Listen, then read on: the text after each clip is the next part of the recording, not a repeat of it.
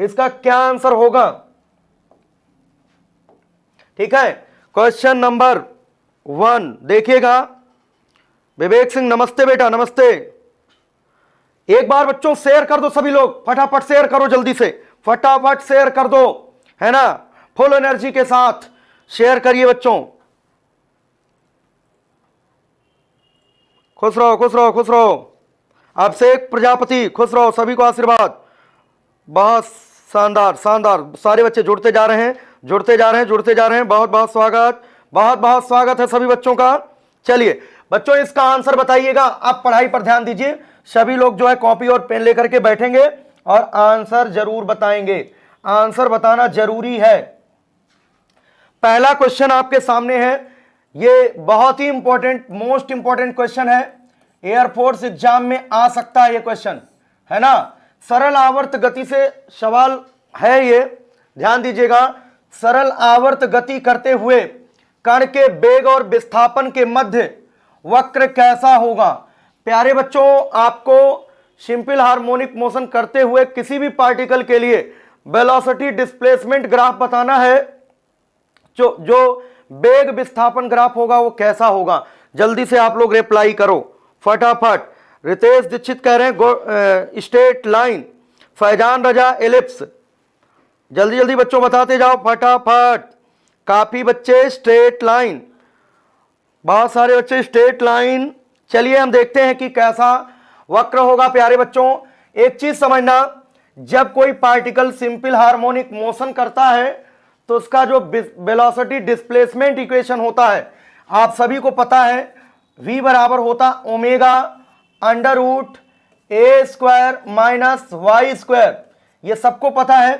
अगर कोई भी पार्टिकल सिंपल हार्मोनिक मोशन कर रहा हो तो उसके लिए वेलोसिटी डिस्प्लेसमेंट जो इक्वेशन होता प्यारे बच्चों, v बराबर ओमेगा अंडर रूट ए स्क्वायर माइनस वाई स्क्वायर। इतना तो मालूम है, ये इक्वेशन होता है। अब एक काम करो बच्चों, दोनों साइड स्क्वायरिंग कर दो, दोनों पक्षों का वर्ग करोगे तो यहां पर क्या आएगा?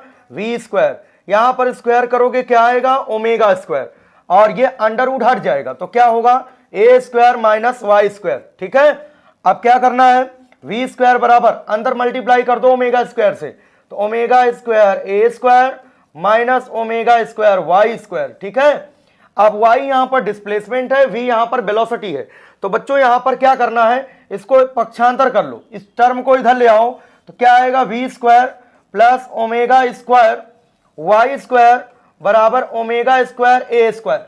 इतना पॉइंट आपको समझ में आ गया होगा यहां तक। ठीक है, ये पॉइंट आप सभी को समझ में आ गया होगा जितना हमने अभी बताया, है ना। अगर किसी को कोई डाउट हो तो वो बच्चों पूछ सकता है ना। तो ये आप सभी को क्लियर हो गया होगा। अब देखिएगा सभी लोग, यहां से क्या करेंगे? दोनों साइड ओमेगा स्क्वायर ए स्क्वायर से डिवाइड करेंगे तो ये होगा v square upon omega square ए square plus omega square Y square upon बच्चों ओमेगा स्क्वायर ए स्क्वायर। और जब ओमेगा स्क्वायर ए स्क्वायर को ओमेगा स्क्वायर ए स्क्वायर से डिवाइड करोगे तो 1 आएगा। यहां पर बच्चों इसको लिख सकते हैं v स्क्वायर, है ना, अपान ये लिख सकते हैं ओमेगा ए का होल स्क्वायर प्लस ये इसे कैंसिल हो गया, ये क्या होगा? Y square upon A square is equal to 1।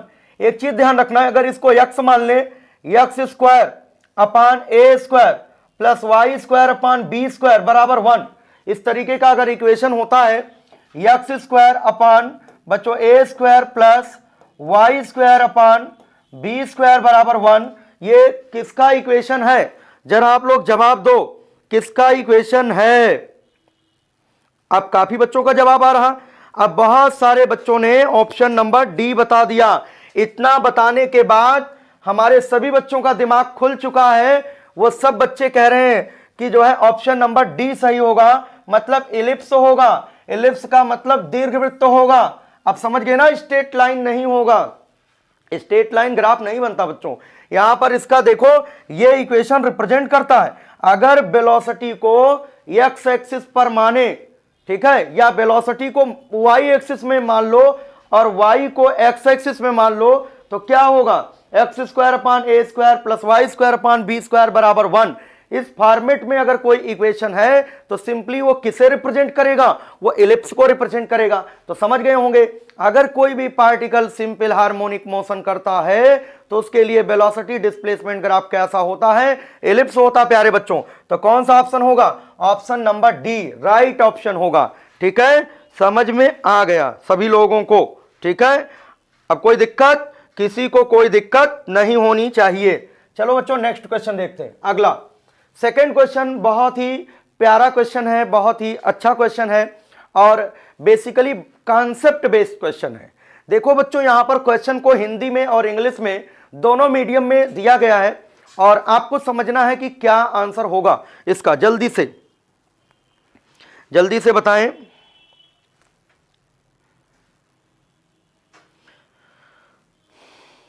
Shivam Chauhan, बेटा अकॉर्डिंग टू गिवन ऑप्शन जो है आपको इलिप्स टिक करना है। ठीक है,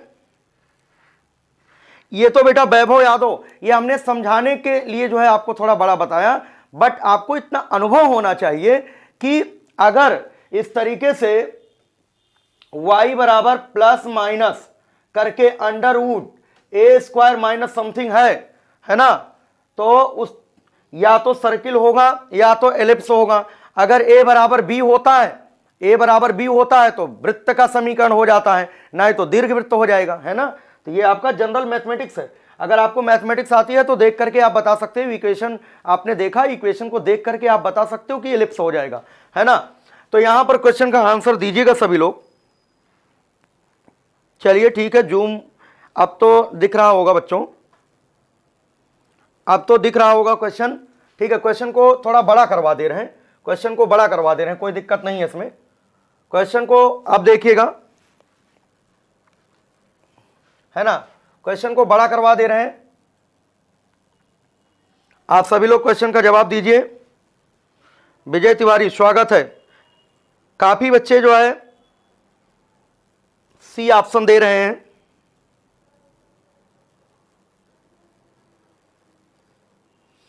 जल्दी बताएं फटाफट। चलिए तो देखिए, क्वेश्चन को हम पढ़ते हैं।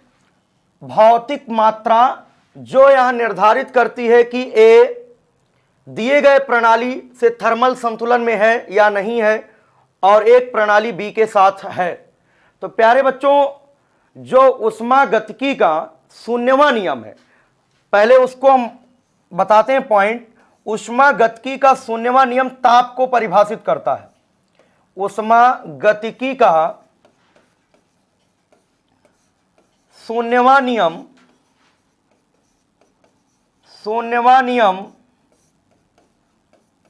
किसे डिफाइन करता है, परिभाषित करता है बच्चों, परिभाषित करता है। इसका आंसर होगा ताप को, टेम्परेचर को। ऊष्मागतिकी का जो शून्यवां नियम है वो टेम्परेचर को डिफाइन करता है। अब ये होता क्या है, अगर मान लो दो वस्तु है ए और बी, है ना, ये दो वस्तुएं हैं ए और बी। अच्छा एक चीज समझना कि अगर एक कोई उच्च ताप की वस्तु है और दूसरी निम्न ताप की वस्तु है, तो जब किसी उच्च ताप की वस्तु को निम्न ताप की वस्तु के संपर्क में रखा जाता है तो ऊष्मा का प्रवाह चालू हो जाता है। हीट का फ्लो हमेशा हायर टेम्परेचर बॉडी से लोअर टेम्परेचर बॉडी की ओर होता है। जब दोनों वस्तुओं के टेम्परेचर सेम हो जाते हैं तो हीट का फ्लो रुक जाता है। तो जब दो वस्तुओं के टेम्परेचर सेम हो जाते हैं बच्चों तो हीट का फ्लो रुक जाता है। उस समय हम कहते हैं वस्तुएं थर्मल इक्विलिब्रियम में है। उस समय बोलते हैं कि वस्तुएं तापीय साम्य में है। अगर ये दो वस्तुएं हैं, ये तीसरी वस्तु के साथ अगर कोई वस्तु ए है वो सी के साथ तापीय साम्य में है और दूसरी वस्तु बी भी सी के साथ तापीय साम्य में है, मतलब ए का ताप सी के समान है, बी जो है सी के साथ तापीय साम्य में है, तो ए और बी परस्पर तापीय साम्य में होंगी। इसे कहते हैं जीरोथ लॉ ऑफ थर्मोडायनेमिक्स, इसे कहते हैं ऊष्मागतिकी का शून्यवां नियम, है ना। तो तापीय साम्य का मतलब है कि जब दो वस्तुओं के तापमान समान हो जाते हैं तो ऊष्मा का प्रवाह एक वस्तु से दूसरे वस्तु की ओर रुक जाता है, तब दोनों वस्तुओं को कहते हैं वो तापीय साम्य में है, थर्मल इक्विलिब्रियम में। तो बच्चों यहां पर अगर एक वस्तु दूसरे वस्तु के साथ में थर्मल इक्विलिब्रियम में है, तापीय साम्य में है, तो समझ जाना ये क्या है, टेम्परेचर की कहानी है, ये तापमान की कहानी है। ठीक है, तो आप सभी को समझ में आ चुका होगा इसका ऑप्शन कौन सा सही होगा बच्चों, ऑप्शन नंबर सी होगा। ये ऑप्शन नंबर सी आपको टिक करना है, तापमान। अच्छा क्वेश्चन था। इसी तरीके से क्वेश्चन को रोटेट किया जाता है। जो कंपटीशन में क्वेश्चन बनते हैं ध्यान रखें वो सीधे सीधे नहीं होते, कॉन्सेप्ट बेस होते हैं। ठीक है, चलिए नेक्स्ट क्वेश्चन देखते हैं बच्चों अगला। और जो आपको एडिशनल क्वेश्चन हम नोट कराएं बोर्ड पर उनको भी नोट कर लिया करो, जो पॉइंट हम बोर्ड पर नोट कर दें उनको भी नोट कर लिया करो, क्योंकि जो है एक क्वेश्चन से दो क्वेश्चन अगर हम बना रहे हैं तो आपको जिससे लाभ मिले। ठीक है, चलिए नेक्स्ट क्वेश्चन देखते हैं। इस क्वेश्चन का आंसर दीजिएगा। ये बच्चों परसेंटेज एरर का सवाल है, प्रतिशत त्रुटि का क्वेश्चन है। ठीक है, यहां पर दिया गया सवाल में पृथ्वी की त्रिज्या का अनुमान 1% की त्रुटि के साथ है। मतलब पृथ्वी की त्रिज्या delta R upon R into 100 बराबर बच्चों दिया गया 1%, है ना, 1% दिया गया। Radius of earth is estimated with an error of 1%, the error in the measurement of its volume. Volume का मतलब बच्चों आयतन यहां पर लिखा है, यहां पर देखो आयतन लिखा है और यहां पर इसकी मात्रा के मापन में त्रुटि बतानी है। मात्रा का मापन दिया गया, वहां पर वॉल्यूम दिया गया है। तो इंग्लिश वर्जन आप पढ़ोगे तो आपको समझ में आएगा। तो बच्चों अगर पृथ्वी को गोलाकार मान लें, अगर अर्थ को सपोज करें वो स्फेरिकल है, तो गोले का जो आयतन होता है ना 4/3 पाई आर क्यूब होता है। ठीक है, देखो बच्चों ये कांस्टेंट से कोई लेना देना नहीं होता। यहां पर डेल्टा वी आयतन में जो प्रतिशत परिवर्तन या प्रतिशत त्रुटि हमको ज्ञात करना है, तो delta V upon V into 100 कर देते हैं। और बच्चों ये जो पावर होता ना ये बाहर ले आते हैं 3, और ये हो जाएगा आपका delta R upon R into 100 हो जाएगा। तो क्या आंसर होगा, काफी बच्चों ने आंसर सही दिया है। डेल्टा आर अपान आर इसका मान कितना है बच्चों, 1%। तो 1 गुणे 3 कितना होगा, 3%। आंसर क्या आएगा, 3% आएगा। इसका मतलब कौन सा ऑप्शन होगा, ऑप्शन नंबर सी। काफी बच्चों ने बिल्कुल सही जवाब दिया है, वेरी गुड बच्चों, स्वागत है सभी का, बहुत बहुत स्वागत। आप सभी लोगों ने आंसर दे दिया है। ठीक है, चलिए नेक्स्ट क्वेश्चन की ओर चलते हैं। ये बहुत आसान सवाल था। अगला सवाल बच्चों देखते हैं। अच्छा, जितने बच्चे जुड़ चुके हैं एक बार शेयर कर दें तो और भी विद्यार्थी जुड़ जाएंगे, है ना। जहां जहां जिस जिस ग्रुप में आप जुड़े हैं वहां पर एक बार इस वीडियो के लिंक को शेयर कर दो, जिससे कि आपके सभी मित्र आ जाएं। चलिए यहां पर बच्चों क्वेश्चन देखिएगा, ये आपका ट्रांसफार्मर का क्वेश्चन है। क्वेश्चन को पढ़िएगा, पहले हिंदी मीडियम में फिर इंग्लिश मीडियम में देखते हैं। एक परिवर्तक का उपयोग, काफी बच्चों को परिवर्तक का मतलब नहीं समझ में आया होगा। परिवर्तक क्या है, अगर इंग्लिश ना दिया होता तो शायद समझना कठिन हो जाता, लेकिन कुछ बच्चों को पता होगा। जो बच्चे जो है हमसे पढ़े होंगे तो उनको हिंदी पूरी क्लियर रहती है। तो ट्रांसफार्मर का मतलब होता बच्चों परिवर्तक, परिवर्तक का मतलब ट्रांसफार्मर। तो परिवर्तक का उपयोग 220 वोल्ट की मुख्य आपूर्ति, मुख्य आपूर्ति का मतलब बच्चों मेन सप्लाई, मतलब ये इनपुट वोल्टेज है। ये क्या है, यहां पर बच्चों इनपुट वोल्टेज है, 220 वोल्ट को 11 वोल्ट तक कम करना है। इसका मतलब ये ट्रांसफार्मर की प्राथमिक कुंडली पर जो आरोपित वोल्टता होगी वो 220 वोल्ट होगी, और जो द्वितीयक कुंडली होती है ना, ट्रांसफार्मर में दो कॉइल होती है, एक प्राइमरी होती है और एक सेकेंडरी होती है। बच्चों ध्यान रखिएगा, जो ट्रांसफार्मर होता है, एक पॉइंट नोट कर लो, म्यूचुअल इंडक्शन के सिद्धांत पे काम करता है, अन्योन प्रेरण के सिद्धांत पे काम करता है। और एक चीज और ध्यान रखना है,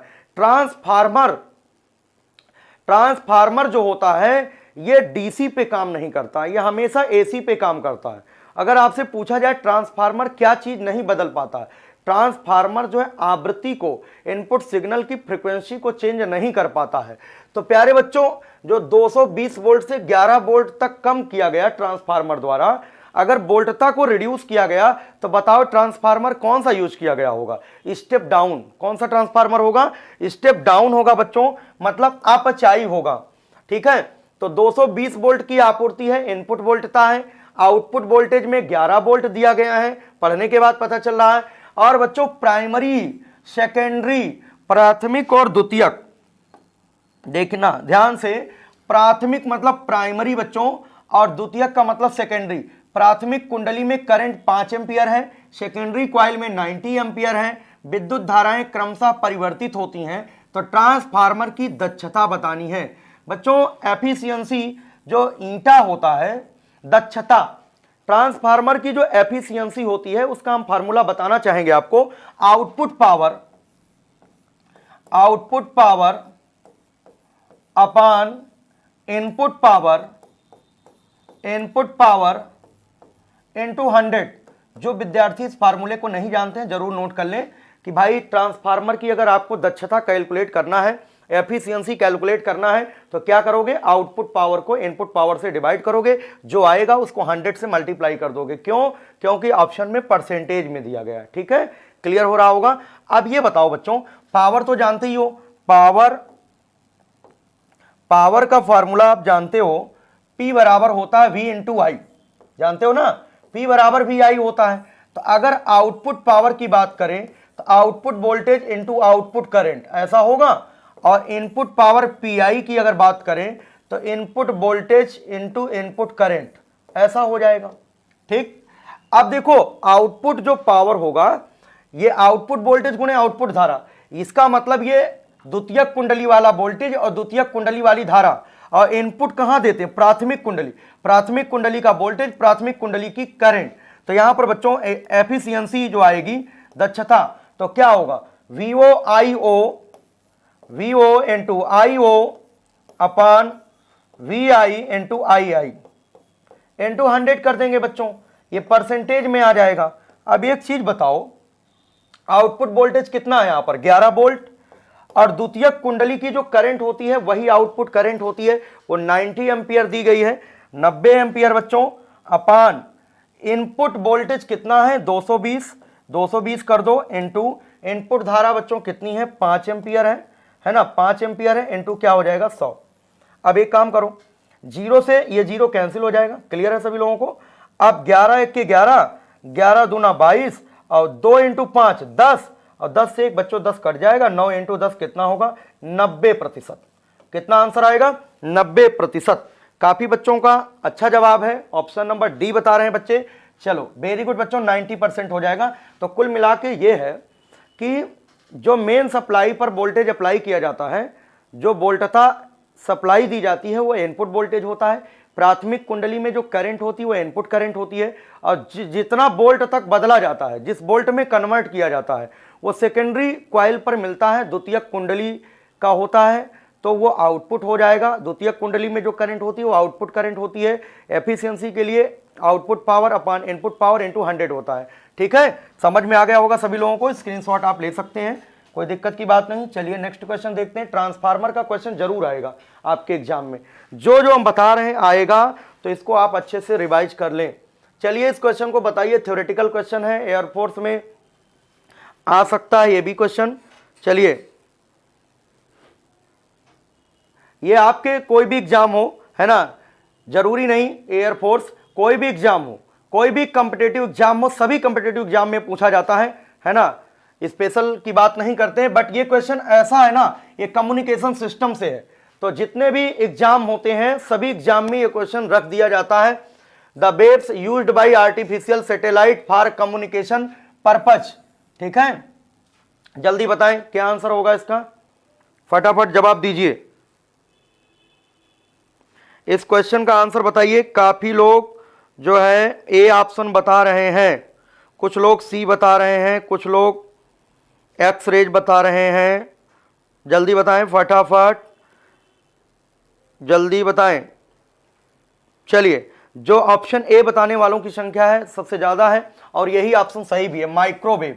बच्चों जो है यहाँ पर संचार उद्देश्य के लिए कृत्रिम उपग्रहों द्वारा उपयोग की जाने वाली जो तरंगे होती हैं वो माइक्रोवेव होती है। माइक्रोवेव का मतलब सूक्ष्म तरंगे। ठीक है, इसको हिंदी में सूक्ष्म तरंग कहा जाता है, सूक्ष्म तरंगे भी ऑप्शन में मिल सकता है। तो ऑप्शन नंबर 1 राइट ऑप्शन होगा। चलिए नेक्स्ट क्वेश्चन देखते हैं, अगला। चलिए नेक्स्ट देखते हैं अगला सवाल बच्चों। अगला सवाल है बच्चों, यहां पर यह बुलियन अलजेब्रा से लिया गया है। अच्छा क्वेश्चन है, आपके एग्जाम के लिए बहुत ही इंपॉर्टेंट सिद्ध होने वाला है। देखिए यहां पर क्या है, बुलियन अभिव्यक्ति, हिंदी में लिखा है बुलियन अभिव्यक्ति, इंग्लिश में इसको कहते हैं बुलियन एक्सप्रेशन।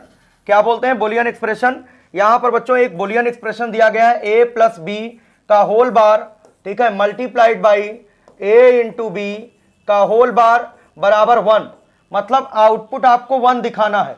तो पूछा गया a और b इनपुट क्या होंगे, यहां लिखा है what will be the inputs of a and b, a और b जो इनपुट होंगे वो क्या होंगे, a और b की वैल्यू अब ऑप्शन में दिया गया, इन्हीं से पुट करके देखो, इन्हीं में से पुट करके देखो बच्चों। तो पहला ऑप्शन अगर a की जगह देखो 0,0 का क्या मतलब है, a बराबर 0 रखो और b बराबर 0 रखो, ठीक है। तो a बराबर 0 b बराबर 0 यहां रख के देखिए जरा, 0 प्लस 0 का बार इंटू ये क्या होगा 0 इंटू 0 का बार, तो 0 प्लस 0 कितना होता, 0 0 का कॉम्प्लीमेंट 1, 0 इंटू 0 0 0 का कॉम्प्लीमेंट 1, 1 इंटू 1 कितना होता 1, इसका मतलब ये सेटिस्फाई हो गया, पहला ही ऑप्शन सही होगा, आगे बढ़ने की कोई जरूरत नहीं है, फर्स्ट ऑप्शन राइट ऑप्शन होगा। चलिए नेक्स्ट देखते हैं बच्चों अगला क्वेश्चन। अगला क्वेश्चन देखिएगा सभी लोग, वेरी गुड बच्चों, वेरी गुड, स्वागत है सभी का, अच्छा जवाब है आप सभी का जवाब अच्छा है। चलिए यहां पर देखिएगा क्वेश्चन लिखा है, पहले हिंदी माध्यम वाले हिंदी में पढ़ें, क्या लिखा, परिधि की गुंजायमान आवृत्ति, परिधि की गुंजायमान आवृत्ति f है, यदि संधारित्र को प्रारंभिक मूल्य से 4 गुना बढ़ाया जाता है तो गुंजायमान, यहां पर बच्चों गुंजायमान, यह है गुंजायमान आवृत्ति बन जाएगी। अब ऐसा क्वेश्चन अगर आप हिंदी मीडियम में पढ़ते हो तो शायद आप वहां पर कर नहीं पाओगे, और है वैसे बहुत आसान क्वेश्चन। अगर इंग्लिश मीडियम आप थोड़ा सा पढ़ लो, the resonant frequency of a circuit is f, किसी भी परिपथ की अनुनादी आवृत्ति एफ है, ये अनुनाद का सवाल है ना, LCR श्रेणी परिपथ में जो अनुनाद होता है, जो रेजोनेंस आप लोगों को पढ़ाया जा चुका है, तो बच्चों रेजोनेंस रेजोनेटिंग फ्रीक्वेंसी एफ बराबर होता है 1/2 पाई अंडर रूट LC होता है, रेजोनेटिंग फ्रीक्वेंसी का बच्चों ये फॉर्मूला होता है। अब इस फ्रीक्वेंसी से क्या क्लियर है, F inversely proportional to square root of capacitance, ऐसा बोल सकते हो ना, लिखा है यहां पर if capacitance is made 4 times the initial value the resonant frequency will become, मतलब अगर C का मान 4 गुना कर दिया जाए, हिंदी मीडियम पढ़ करके तो हो सकता ना समझ पाओ, यदि संधारित्र की प्रारंभिक मूल्य से 4 गुना बढ़ा दिया जाता है तो गुंजायमान आवृत्ति बन जाएगी, तब रेजोनेटिंग फ्रीक्वेंसी कितनी हो जाएगी, जल्दी बताएं फटाफट, थोड़ा सा बड़ा कर दो, इसको बड़ा करवा दे रहे हैं, वैसे दिखना चाहिए बच्चों, अब तो दिखना चाहिए। क्वेश्चन अच्छे हैं बच्चों, ये प्रतियोगी परीक्षाओं में पूछे हुए सवाल हैं, ये आपके एग्जाम के लिए बहुत उपयोगी सिद्ध होंगे, इसलिए ये सारे क्वेश्चंस आपको कराए जा रहे हैं, कॉन्सेप्चुअल क्वेश्चंस हैं सारे क्वेश्चंस। तो प्यारे बच्चों यहां पर आप देख पा रहे होंगे आप कि क्वेश्चन आपको दिख गया होगा, तो F inversely proportional to square root of capacitance. अब सवाल में क्या कहा गया है, यहां देखिएगा कि कैपेसिटेंस इज मेड 4 टाइम्स, अगर इसको 4 टाइम्स करोगे बच्चों तो 1/स्क्वायर रूट ऑफ 4, और बच्चों ये हो जाएगा 1/4 का स्क्वायर रूट 2, मतलब रेजोनेटिंग फ्रीक्वेंसी 1/2 हो जाएगी। 1/2 का मतलब पहले थी कितनी एफ, अब नई फ्रीक्वेंसी कितनी हो जाएगी f/2। ऑप्शन बी जो है राइट ऑप्शन होगा। काफी बच्चों का जवाब बिल्कुल शानदार है। चलिए बच्चों नेक्स्ट क्वेश्चन देखते हैं, अगला क्वेश्चन बच्चों देखिएगा नेक्स्ट। सभी विद्यार्थियों का बहुत बहुत स्वागत है जितने भी जुड़े हुए हैं। चलिए नेक्स्ट बच्चों देखते हैं, ये कूलम्स लॉ से क्वेश्चन पूछा गया है।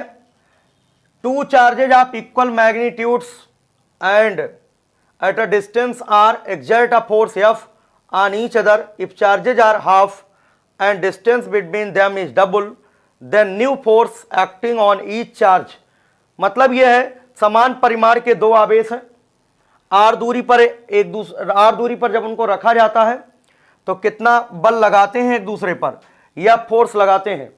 यदि आरोपों का मतलब आवेशों को, यदि आवेशों को आधा कर दिया जाए और उनके बीच की दूरी को दुगना कर दिया जाए तो प्रत्येक प्रभार प्रभार का मतलब चार्ज, प्रभार का मतलब होता है बच्चों चार्ज, चार्ज का मतलब आवेश होता है, ठीक है। पर कार्य करने वाला बल कितना होगा, तो चलिए देखते हैं। कूलम्ब्स लॉ कहता है F डायरेक्टली प्रोपोर्शनल टू बच्चों होता है Q1 इंटू Q2 अपान क्या होता है R square. F directly proportional to Q1 Q2 upon R square, ठीक है। अब सवाल में लिखा है कि दो आवेश हैं, दोनों समान मैग्नीट्यूड के हैं, एक दूसरे से R दूरी पर रखे हैं, फोर्स F लगा रहे हैं। अगर आवेशों को आधा कर दिया जाए, मतलब ये आधा कर दिया जाए 1/2, जितना था उसका आधा, ये भी जितना था उसका आधा 1/2, और डिस्टेंस को डबल कर दिया जाए, R को डबल, तो 2 का स्क्वायर बच्चों क्या होगा 4, तो 1/2 इंटू 2 4, 4 इंटू 4 16, मतलब जो फोर्स लगेगा अब पहले के फोर्स का 1/16 हो जाएगा। काफी बच्चों का अच्छा जवाब है, ऑप्शन नंबर डी जो होगा वो राइट ऑप्शन होगा, F/16। इस तरीके के क्वेश्चंस जो है सभी एग्जाम में पूछे जाते हैं, ध्यान दीजिएगा, है ना। बेसिकली आपके एग्जाम में तो 100% इस तरीके का क्वेश्चन पूछा जाएगा, तो आप लोग इसको अच्छे से पढ़ लें, और ये क्वेश्चन हम एक बार करा भी चुके हैं। चलिए नेक्स्ट देखते हैं अगला क्वेश्चन। अगला क्वेश्चन बहुत ही अच्छा क्वेश्चन है, इसको समझिएगा और क्वेश्चन को पढ़िएगा। यहां पर देखो प्रभार लिखा, 4 प्रभार, इसका मतलब 4 चार्जेज, जो आवेश हम लोग पढ़ते हैं ना हिंदी में, चार्ज का मतलब आवेश होता है, यहां पर प्रभार दिया गया, तो कोई दिक्कत नहीं, प्रभार का मतलब चार्ज होता है, ठीक है। 4 charges plus Q minus Q plus Q minus Q are placed at the corners of a square taken in order, ध्यान रखिएगा, टेकन इन ऑर्डर जो लाइन लिखी हुई है, यह सबसे महत्वपूर्ण लाइन लिखी है, जो टेकन इन ऑर्डर की बात की गई है ना, यह बहुत ही इंपॉर्टेंट लाइन है। देखो एक वर्ग है, एक वर्ग है ABCD, मान लिया ABCD बच्चों, और इसके चारों कोनों पर जो आवेश रखे गए इसी ऑर्डर में रखे गए, प्लस Q, है ना, प्लस Q बच्चों, और क्या है माइनस Q, फिर क्या है माइनस Q, फिर क्या है plus Q minus Q plus Q plus Q, और यहां पर क्या है माइनस Q। ऐसे टेकन इन ऑर्डर जो लाइन लिखी है ना, ये बहुत जरूरी पॉइंट है, ऑर्डर में क्रम ना बदल देना, ऐसा नहीं मनमानी आप किसी कोने पर कोई भी चार्ज रख दो, ऐसा ना सोचना कि plus Q minus Q, 2 plus है 2 माइनस है, तो किसी चार्ज को किसी कोने पे रख दें, ऐसा नहीं, मनमानी नहीं चलेगी। आपको जो सवाल में लिखा टेकन इन ऑर्डर, तो आपको क्रम में लिखना है ना, ऑर्डर में लिखना, जैसा दिया गया उसी क्रम में लिखना, plus Q minus Q plus Q minus Q, ऐसे लिखना है, ठीक है। तो कुछ बच्चे आंसर अच्छा दे रहे हैं, जवाब ठीक है सबका, है ना, कुछ बच्चों का गलत है। फिलहाल जिनका गलत है उनको हम बताना चाहेंगे कि कैसे ये क्वेश्चन किया जाएगा, है ना। हम बताते भी रहते हैं ऑफलाइन बैच में कि बच्चों इस तरीके के जो क्वेश्चन क्लास में हम सॉल्व करा रहे हैं, लेकिन आपको वैल्यू एग्जैक्ट कैलकुलेट नहीं करनी होती है।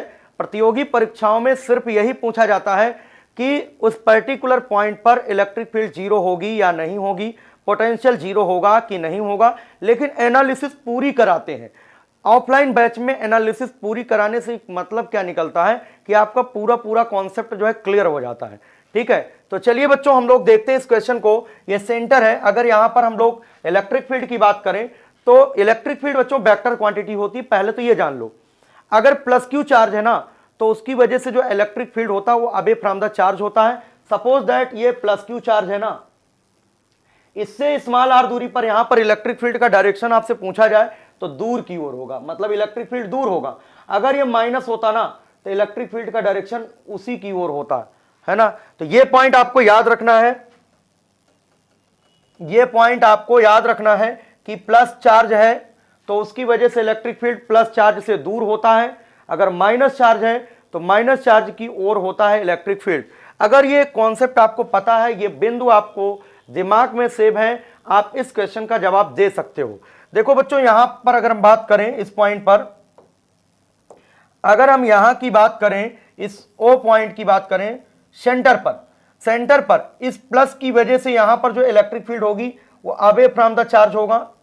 देखिए अवे फ्रॉम द चार्ज होगा, ये पॉइंट ध्यान रखिएगा, E1 इलेक्ट्रिक फील्ड, इसकी वजह से अवे फ्रॉम द चार्ज, और ये भी प्लस है, इसकी वजह से यहां electric field away from the charge होगा। E2 होगा बच्चों, अवे फ्रॉम द चार्ज होगा, और E1 जितना होगा उतना ही E2 होगा। क्यों?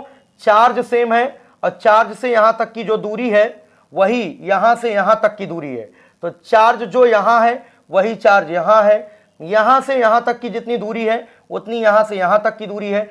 तो पॉइंट चार्ज की वजह से जो इलेक्ट्रिक फील्ड का फार्मूला होता है 1/4πε0 Q/r² होता है। तो इस प्लस क्यू की वजह से जितना इलेक्ट्रिक फील्ड यहां पर होगा उतना ही इस प्लस क्यू की वजह से यहां पर इलेक्ट्रिक फील्ड होगा, और दोनों के डायरेक्शन तो अपोजिट हैं और मैग्नीट्यूड होता सेम, तो दोनों एक दूसरे को कैंसिल आउट कर देंगे। तो नेट इलेक्ट्रिक फील्ड यहां पर क्या हो जाएगा? इन दोनों का 0 हो जाएगा। अब इन दोनों का देखिए, इसकी वजह से यहां पर जो इलेक्ट्रिक फील्ड होगा बच्चों वो टुवर्ड्स नेगेटिव चार्ज होगा, मतलब इस माइनस की वजह से यहां इलेक्ट्रिक फील्ड उसी चार्ज की ओर होगा, इसको E3 मान लिया। और बच्चों इसकी वजह से यहां पर जो इलेक्ट्रिक फील्ड होगी वो इसी नेगेटिव चार्ज की ओर होगी, तो ये आपका E4 हो जाएगा, है ना। इसकी वजह से यहां पर electric field towards negative charge, इसकी वजह से यहां पर electric field towards negative charge, इन दोनों का मैग्नीट्यूड सेम होगा, डायरेक्शन अपोजिट है, ये भी दोनों एक दूसरे को कैंसिल कर जाएंगे। तो ओवरऑल बच्चों नेट इलेक्ट्रिक फील्ड क्या होगा? 0 होगा।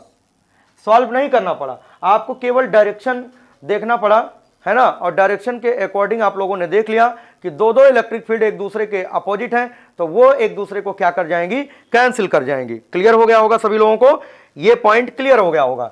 अब पोटेंशियल की बात करते हैं, तो बच्चों पॉइंट चार्ज की वजह से जो पोटेंशियल होता है V बराबर होता है 1/4πε0 Q/r होता है, और पोटेंशियल जो होता है वो स्केलर क्वांटिटी होती है। अगर पॉजिटिव चार्ज है तो पॉजिटिव पोटेंशियल उत्पन्न करेगा, नेगेटिव चार्ज है तो नेगेटिव पोटेंशियल उत्पन्न करेगा। तो जरा एक बार यहां पर देखना कि इसकी वजह से जितना यहां पर बच्चों पॉजिटिव पोटेंशियल होगा ना, इसकी वजह से जितना प्लस का पोटेंशियल होगा 1/4πε0 Q/r, उतना ही निगेटिव का पोटेंशियल इसकी वजह से होगा 1/4πε0 Q/r। तो इसकी वजह से यहां पर जो विभव होगा और इसकी वजह से जो विभव होगा, इसका प्लस का विभव होगा, ये माइनस का विभव होगा, दोनों एक दूसरे को कैंसिल कर जाएंगे, प्लस उतना ही माइनस, क्योंकि नेट पोटेंशियल कैसे निकालते हैं? V1 + V2 + V3 + V4। यहां पर 4 चार्जेज है ना, तो चारों आवेश की वजह से सेंटर पर आपको पोटेंशियल निकालना होगा, V1 निकालना होगा, V2 निकालना होगा, V3 निकालना होगा, V4 निकालना होगा। तो V1 जो होगा बच्चों इसकी वजह से मान लिया तो प्लस का है, V2 इसकी वजह से माइनस का है, दोनों प्लस कर देंगे तो एक प्लस है दूसरा माइनस, 0 हो जाएगा। इसी तरीके से इसकी वजह से यहां पर पोटेंशियल जो होगा बच्चों वो माइनस का आएगा, इसकी वजह से उतना ही यहां पर प्लस का आएगा, तो दोनों जुड़ करके क्या हो जाएंगे? 0। तो नेट पोटेंशियल भी क्या होगा? 0 होगा। अगर ये गिवन चार्ज जो दिए गए हैं 4 आवेश, अगर ये किसी वर्ग के कोनों पर रखे हों वो भी ऑर्डर में, तो सेंटर पर ना तो कोई इलेक्ट्रिक फील्ड होगी ना तो कोई इलेक्ट्रिक पोटेंशियल होगा। ठीक है, तो उम्मीद है सभी को समझ में आ गया होगा। ठीक है, समझ में आ गया होगा। ये अच्छा क्वेश्चन है, आज के सेशन का बहुत ही शानदार क्वेश्चन है जिसमें आपको दिमाग लगाना है ना। तो कोई दिक्कत नहीं है, समझ में आ गया होगा सभी लोगों को। ठीक है, चलिए नेक्स्ट क्वेश्चन देखते हैं। अगला क्वेश्चन बच्चों आपके सामने है, ये भी बहुत ही बढ़िया क्वेश्चन है, बहुत ही बढ़िया क्वेश्चन है। इससे जो एक जनरल क्वेश्चन बनता है आपके एग्जाम में, जो बेसिकली आप लोग पढ़ते चले आए हो, जो हर किताबों में आपको मिलेगा, वो क्वेश्चन पहले हम बताएंगे, फिर इस क्वेश्चन पर हम चलेंगे। यहां पर देखो एक क्वेश्चन आपके एग्जाम में पूछा गया है, क्या पूछा गया है कि अगर एक 12 ओम रेजिस्टेंस का वायर है, ऐसे सवाल पूछा जाता है मोस्टली आपके एग्जाम में। 12 ओम रेजिस्टेंस का एक वायर है, उसको बच्चों एक सर्किल के रूप में बेंट करा दिया गया, एक सर्किल के रूप में, एक वृत्त के रूप में मोड़ दिया गया है, और पूछा जाता डायामीटर के सिरों के अबाउट, ये डायामीटर के बच्चों सिरे हैं, ए पॉइंट मान लो, यहां पर बी पॉइंट मान लो, तो इसके अबाउट आपको इक्विवेलेंट रेजिस्टेंस बताना होता है, समतुल्य प्रतिरोध बताना होता है।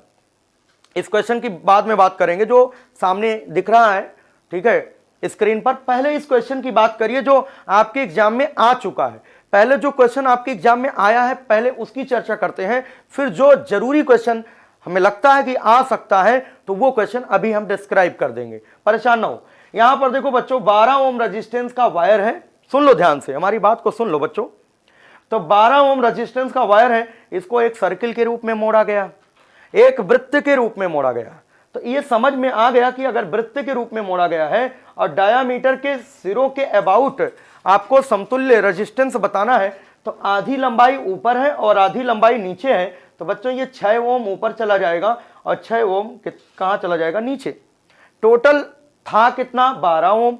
बच्चों आधी लंबाई में, आधे परिधि में 6 ओम और आधी परिधि में 6 ओम। अब ये बताओ ये दोनों 6 और 6 ओम कैसे जुड़े होंगे, पैरेलल में जुड़े होंगे, समानांतर में जुड़े होंगे। बताओ इनका इक्विवेलेंट कितना होगा। ठीक है, चलिए स्वागत है सभी बच्चों का। तो बहुत सारे बच्चों ने इसका आंसर बता दिया, काफी अच्छे बच्चे जो है जुड़ चुके हैं प्लेटफॉर्म पर। तो बच्चों यहां पर 6 और 6 का जब समतुल्य प्रतिरोध निकालोगे तो 6 गुणे 6 बटे 6 प्लस 6। जब दो रेजिस्टेंस R1 और R2 समानांतर क्रम में जुड़े होते हैं तो उनका इक्विवेलेंट जो होता है R1 इंटू R2 अपान R1 प्लस R2 होता है। तो 6 और 6 का आंसर कितना आएगा बच्चों, 3 आएगा। ये तो आपको क्लियर हो गया। अब ये जो क्वेश्चन आया है आपके एग्जाम में, इस कॉन्सेप्ट को अगर आपने समझा है तो इसका आंसर आप निकाल सकते हो। ठीक है, तो देखते हैं क्या आंसर आएगा, अब इसकी चर्चा करते हैं। ये क्वेश्चन में थोड़ा सा रोटेशन है। रोटेशन क्या है, एक वायर है जिसका रेजिस्टेंस 12 ओम है पर मीटर। यहां पर कहानी थोड़ी सी बदल जाती है, मतलब 1 मीटर लंबाई का रेजिस्टेंस यहां पर दिया गया 12 ओम, है ना। सवाल में 1 मीटर लंबाई का रेजिस्टेंस 12 ओम दिया गया है। बच्चों is bent to form a complete circle, उसको एक पूरे वृत्त में मोड़ दिया जाता है। 1 मीटर लंबाई का रेजिस्टेंस 12 ओम है। अब ये पता ही नहीं है कितनी लंबाई है, आगे देखिएगा। आगे क्या है, रेडियस बच्चों जिस सर्किल में बेंट कराया जाता है, जिस सर्किल में बेंट कराया जाता है। अच्छा क्वेश्चन है बच्चों, ध्यान दीजिएगा, बहुत ही प्यारा सवाल है, आनंद आने वाला है। ये देखो बच्चों आर जो है, यहां पर जो आर है ना वो 10 सेंटीमीटर दी गई। 10 सेंटीमीटर का मतलब बच्चों 10 बटे 100 मतलब 1 बटा 10 मीटर हो जाएगा। अगर इसको मीटर में बदले तो 1 बटे 10 मीटर रेडियस हो जाएगी। तो 1 बटे 10 मीटर त्रिज्या के वृत्त में मोड़ दिया जाता है। पूछा क्या गया, वही पूछा गया जो पहले पूछा जा चुका आपके एग्जाम में। पूछा गया the resistance between its 2 diametrically opposite points A and B as shown. मतलब ये जो व्यास है ना, ये जो व्यास के सिरे हैं, ये व्यास के सिरों के अबाउट आपको इक्विवेलेंट रेजिस्टेंस बताना है। तभी बता पाओगे बच्चों जब आपको ये ऊपर वाला ये रेजिस्टेंस मालूम हो, ये नीचे वाला रेजिस्टेंस मालूम हो और दोनों बच्चों पैरेलल में जुड़ा होगा तो वही कहानी लगा देंगे। तो पहले तो ये समझो कि जो तार था पता नहीं कितनी लंबाई का था, जो तार था जिसे वृत्त के रूप में मोड़ा गया है वो कितनी लंबाई का था ये हमें पता ही नहीं है। मान लो L लंबाई का वायर था, उसको वृत्त के रूप में मोड़ दिया गया तो L बराबर बच्चों क्या हो जाएगा 2 पाई R। इतना तो समझ में आ गया होगा। L बराबर क्या होगा 2 पाई R। तो बच्चों L बराबर हो जाएगा 2 पाई और R का मान 1 बटा 10 रख दो तो यहां से पाई बटे 5 आ जाएगा। इसका मतलब पाई बटे 5 मीटर लंबा तार था। कितने मीटर लंबा तार था, पाई बटे 5। पाई बटे 5 मीटर लंबा तार था। ठीक है, अब यहां पर पूरे तार का प्रतिरोध नहीं दिया गया है। जो पहले क्वेश्चन हमने आपको बताया जिसका आंसर आप लोगों ने 3 ओम निकाल के बताया है, तो बच्चों उसका रेजिस्टेंस ओवरऑल दिया गया था पूरी लंबाई का। यहां पर 1 मीटर लंबाई का केवल रेजिस्टेंस गिवन है, 12 मीटर पर यूनिट लेंथ, पर मीटर लिखा है, पर मीटर, प्रति मीटर लंबाई का रेजिस्टेंस 12 ओम है। तो बच्चों कितने मीटर लंबाई का तार वास्तव में आपके पास है, पाई बटे 5 मीटर। तो बताओ कुल लंबाई तार की कितनी हुई, कुल लंबाई पाई बटे 5 मीटर। तो कुल प्रतिरोध निकाल लो, क्योंकि वो 1 मीटर लंबाई का प्रतिरोध दिया गया है, आपको पूरे वायर का भाई रेजिस्टेंस निकालना है। क्या होगा, तो 1 मीटर लंबाई का है रेजिस्टेंस 12, तो ये बच्चों कितना हो जाएगा 12 गुणे पाई बटे 5। ठीक है, तो ये कितना हो जाएगा बच्चों, ये आपका 5 एके 5, 5 दूना 10 और 2.4 पाई कितना आ जाएगा 2.4 पाई, इतना ओम। अब क्लियर हो गया। जहां पर पहले सवाल हमने जो बताया 12 ओम दिया गया था, वहां पर हमको यहां कैलकुलेट करना पड़ा कि 12 नहीं भाई, पूरे लंबाई का रेजिस्टेंस कितना होगा 2.4 पाई ओम होगा। 2.4 पाई होगा तो बच्चों उसका आधा हिस्सा ऊपर है, आधा हिस्सा नीचे है, तो 1.2 पाई। इधर देखिएगा 1.2 पाई ऊपर चला जाएगा और 1.2 पाई नीचे चला जाएगा। क्लियर है ना, क्यों, क्योंकि पूरे वायर का रेजिस्टेंस पूरे तार का प्रतिरोध कितना है 2.4 पाई, तो आधा बच्चों 1.2 पाई ऊपर जाएगा, 1.2 पाई नीचे जाएगा। अब इन दोनों का इक्विवेलेंट आप निकाल लो, दोनों पैरेलल में जुड़े हुए हैं, दोनों पैरेलल। बेटा जो पहले भी हमने बताया था वो आपको समझ में नहीं आया क्या? देखो कोई दिक्कत नहीं है, 1 मीटर, सवाल को पढ़ो, 1 मीटर लंबाई का प्रतिरोध 12 मीटर है। पता नहीं कितनी लंबाई का तार था जिसको वृत्त के रूप में मोड़ा गया है, मान लो L लंबाई का तार था, उसको वृत्त के रूप में मोड़ा गया है, तो ये पूरी लंबाई सरकमफेरेंस परिधि के बराबर होगी, L बराबर 2 पाई R होगा। यहां से बच्चों 2 पाई R का मान 1/10 मीटर रख दो, 2 पाई बटे 10 हो जाएगा, पाई बटे 5 मीटर हो जाएगा। इसका मतलब ये पता चल गया कि ये जो तार है जिसको वृत्त के रूप में मोड़ा गया है उसकी लंबाई है कितनी, पाई बटे 5 मीटर है। अब बच्चों 1 मीटर तार का प्रतिरोध दिया गया 12 ओम, तो इतने मीटर लंबाई का प्रतिरोध कितना होगा, 12 गुणे पाई बटे 5, तो 2.4 पाई हो गया। अब ये 2.4 पाई ओम का ये पूरा प्रतिरोधक तार है, इसको वृत्त के रूप में मोड़ा गया, तो आधा हिस्सा ऊपर आधा हिस्सा नीचे, तो आधा कर दो इसका, 2.4 का आधा 1.2 पाई ऊपर होगा, 1.2 पाई नीचे होगा। अब ये दोनों समांतर क्रम में, समांतर क्रम में क्या होता बच्चों, R बराबर होता है R1 R2 अपान R1 plus R2। R1 R2 मतलब 1.2 पाई इंटू 1.2 पाई अपान कितना हो जाएगा 2.4 पाई, है ना। तो यहां से ये हो जाएगा। अब क्या करेंगे बच्चों, ये पाई से पाई कैंसिल हो जाएगा और ये पॉइंट से पॉइंट कैंसिल हो जाएगा, 12 के 12, 12 दूना 24 और 0.6 पाई आ जाएगा। कितना आंसर होगा 0.6 पाई, ठीक है। चलिए तो यहां पर 0.6 पाई हो जाएगा, ऑप्शन नंबर ए पहला ऑप्शन बच्चों यहां पर ऑप्शन सही होगा 0.6 पाई ओम। चलिए नेक्स्ट क्वेश्चन देखते हैं। थोड़ा सा क्वेश्चन ये घुमावदार था, ऐसे ही क्वेश्चन कम से कम 2 क्वेश्चन से 3 क्वेश्चन इसी तरीके से आएंगे जो आप लोग कंफ्यूज हो जाएंगे, बट कंफ्यूज नहीं होना है, सारे क्वेश्चन कॉन्सेप्ट बेस होते हैं, ठीक है। चलिए नेक्स्ट क्वेश्चन बच्चों यहां पर देखिएगा, ये आपका गैल्वेनोमीटर से सवाल है। गैल्वेनोमीटर को अमीटर में बदलना, गैल्वेनोमीटर को अमीटर में कैसे बदलते हैं, एक बार इस लाइन को हम रिपीट करते हैं। देखो पहले तो ये ध्यान रखना, अगर ये आपके पास है गैल्वेनोमीटर, बच्चों ये आपके पास है गैल्वेनोमीटर, और गैल्वेनोमीटर को आपको बदलना किस में है, अमीटर में। जो बच्चे केयरफुली जो है सुन रहे होंगे हमारी बात को, उनको समझ में आ रहा होगा।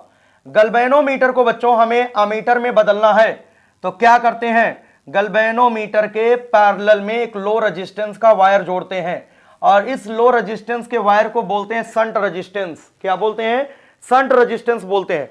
अब बच्चों ये जो आपका बन गया ना, ये पूरा ये अमीटर बन गया है, और अमीटर की जो करंट है उसको आई कहते हैं, गैल्वेनोमीटर से जो करंट जाती है उसको IG कहते हैं, फुल स्केल डिफ्लेक्शन करंट, और जो इससे करंट जाती है उसको कहते हैं I माइनस IG।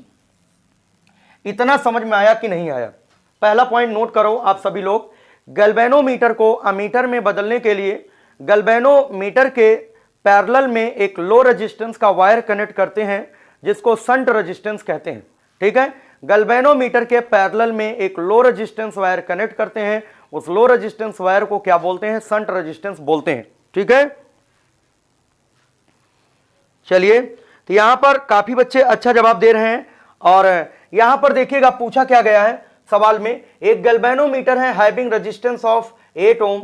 बच्चों गैल्वेनोमीटर का रेजिस्टेंस G बराबर 8 ओम दिया गया है, is shunted bye a wire of resistance 2 ओम, मतलब शंट रेजिस्टेंस बच्चों दिया गया 2 ओम, शंट की वैल्यू 2 ओम दिया गया है। If total current is 1 ampere, मतलब I is equal to 1 ampere बच्चों दिया गया है। अगर टोटल करंट ये 1 एम्पियर दी गई हो तो पूछा गया है the part of it passing through the shunt will be, मतलब पूछा गया शंट से कितनी धारा जाएगी, तो शंट से कितनी धारा जाएगी बच्चों I माइनस IG, मतलब हमको कैलकुलेट करना है I माइनस IG की वैल्यू। क्या कैलकुलेट करना है, I माइनस IG क्या होगा, मतलब शंट रेजिस्टेंस से कितनी करंट जाएगी। सिंपल सा क्वेश्चन है, कई क्वेश्चन यहां से डेवलप हो रहे हैं, अगर हमारी बात को आप सुन रहे होंगे तो आपको पूरी कहानी क्लियर हो रही होगी। तो प्यारे बच्चों यहां पर शंट रेजिस्टेंस का जो फार्मूला होता है IG into capital G upon I minus IG, ये पहले तो आप याद कर लीजिए। शंट रेजिस्टेंस कितना जोड़ना होगा एमीटर में बदलने के लिए, इसका फॉर्मूला ये होता है। शंट की वैल्यू बच्चों कितनी दी गई 2 ओम, तो यहां पर लिखेंगे 2 बराबर IG, IG यहां पर दिया ही नहीं गया है, IG नहीं दिया गया है, और यहां कैपिटल G का मान दिया गया कितना 8 ओम बच्चों, और ये हो जाएगा I का मान कुल एम्पियर की एमीटर की धारा कितनी दी गई 1 माइनस IG हो जाएगा बच्चों, तो 2/8 हो जाएगा। 2/8 मतलब 1/4, ठीक है, इसको ऊपर कर दे रहे हैं।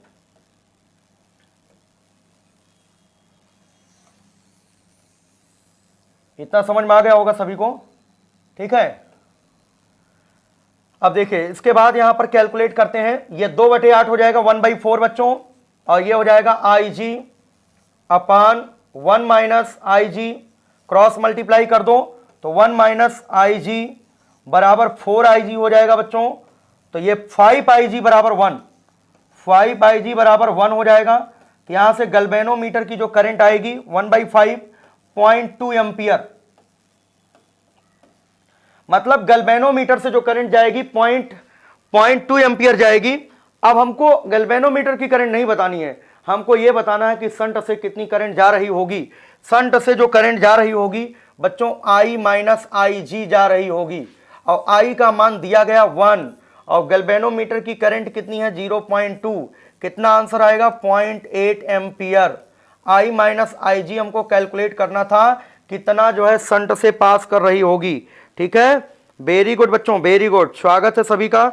तो ऑप्शन कौन सा होगा, पूछा गया कि कितनी करंट शंट से होकर जाएगी, शंट से कितनी जाएगी 0.8 एम्पियर, 0.8 एम्पियर आंसर होगा ऑप्शन नंबर बी, ठीक है। चलिए नेक्स्ट, अगला क्वेश्चन है, सिंपल सा क्वेश्चन है, इसको रिप्लाई करिएगा जल्दी से, सभी लोग फटाफट रिप्लाई कर दीजिएगा, क्या आंसर आएगा इसका आंसर बताएं सभी लोग। बिजली के बल्ब P1 वाट का V वोल्ट दर्जे वाली, देखो यहां पर हिंदी थोड़ी सी टफ लिखी है ना, लेकिन कंपटीशन में ऐसे ही बच्चों लिखा मिलता है। ऐसा ना सोचो कि जो किताब में आप पढ़ते चले आए हो या जो टीचर उस लिखवा देते हैं कॉपी में वो भाषा लिखेगा, नहीं, आपको थोड़ा सा वहां पर रोटेशन मिलेगा। रोटेशन का मतलब आपको जो है हिंदी वर्जन थोड़ा सा टफ वहां पर लिखा मिलेगा, आपको इंग्लिश जरूर पढ़ना होगा। तो बच्चों 2 electric bulbs rated P1 watt V volt P2 watt V volt are connected in parallel, मतलब कहने का यह है कि 2 बल्ब हैं बच्चों, एक की रेटिंग P1 है और V1 वोल्ट यहां पर लिखा है, V वोल्ट लिखा है, और दूसरे की रेटिंग बच्चों P2 है, ठीक है, P2 पावर है, P2 भी लिखा है, और इनको जो है पैरेलल में कनेक्ट कर दिया जाता है। तो बल्ब का कॉम्बिनेशन पैरेलल में, combination of bulb in parallel अगर हम बात करते हैं, समांतर में बच्चों इक्विवेलेंट पावर जो आती है वो क्या आती है P1 plus P2, P1 plus P2 आती है। यहीं पर अगर बल्ब सीरीज में जुड़े होते तो इक्विवेलेंट पावर सीरीज के लिए होता P1 इंटू P2 अपान P1 plus P2, P1 plus P2। ये बच्चों सीरीज कॉम्बिनेशन ऑफ बल्ब के लिए फार्मूला है, और ये पैरेलल कॉम्बिनेशन के लिए है। तो बताइए क्या आंसर होगा, काफी बच्चे सही बता रहे हैं, वेरी गुड बच्चों। तो ऑप्शन 1 जो है राइट ऑप्शन होगा, ठीक है। क्लियर हो गया होगा सभी लोगों को, आसान क्वेश्चन था। नेक्स्ट देखते हैं अगला सवाल। अगला सवाल बच्चों कोई दिक्कत हो तो जरूर पूछ लेना, कोई डाउट हो तो पूछ लेना। वैसे मैं इतना आराम से पढ़ा रहा हूं कि जिससे सभी को क्लियर हो जाए, किसी को कोई डाउट ना रहे, ठीक है। उम्मीद है आप सभी को समझ में आ रहा होगा। चलिए यहां पर बच्चों ये बेसिक क्वेश्चन है, और मोस्टली जो है आप सभी जानते हैं इस क्वेश्चन को, इसको पढ़िएगा। 2 सीधे समानांतर संवाहकों को, संवाहकों का मतलब कंडक्टर्स, यहां पर संवाहकों का मतलब वही चालक। ये देखो 2 ये सीधे लंबे तार हैं, याद आ रहा होगा आपको magnetic effect of electric current वाला चैप्टर। 2 सीधे तार हैं A और B, एक का नाम A है, दूसरे का नाम B है। एक में बच्चों IA करंट जा रही है और दूसरे में IB करंट जा रही है। और सवाल में दिया गया है अगर ये दोनों कंडक्टर एक दूसरे को अट्रैक्ट करते हैं तो इसका क्या मतलब है। अगर 2 धारावाही चालक तार एक दूसरे को आकर्षित करते हैं तो इसका क्या अर्थ है बच्चों, बोलो जल्दी से बताओ फटाफट। अगर दोनों चालक तार एक दूसरे को अट्रैक्ट करते हो तो इसका क्या अर्थ है, जल्दी बताएं। अट्रैक्शन कब होता है, दोनों वायर एक दूसरे को अट्रैक्ट कब करते हैं, जब दोनों में करंट सेम डायरेक्शन में जाती है या दोनों में करंट अपोजिट डायरेक्शन में जाती है, क्या होगा बोलो। Very good very good very good, बहुत बहुत स्वागत है सभी बच्चों का।